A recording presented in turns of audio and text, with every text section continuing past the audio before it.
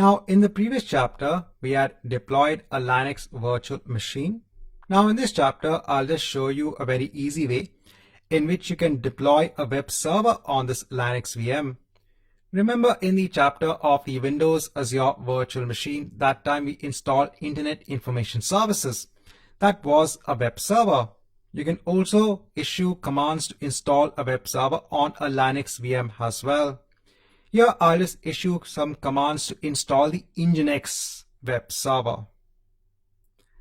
So here, firstly, let me just clear the screen. So it's the clear command.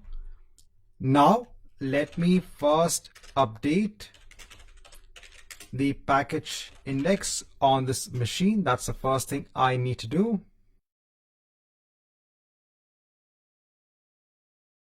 Once this is done, then I am going to issue the command to install the Nginx package. So it's Nginx.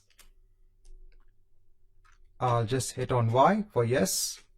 Again, from the perspective of the exam, you don't need to know about how to install things on a Linux VM. This is just for your knowledge that you can install now components even on a Linux virtual machine.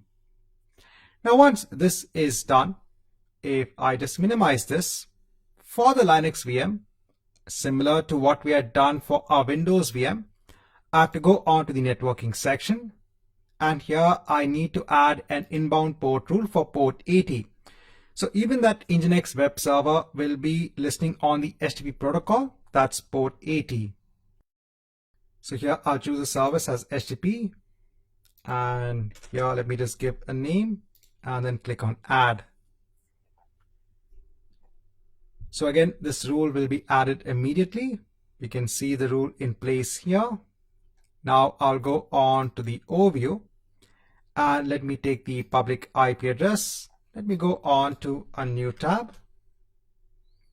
And here I can see the Nginx home page.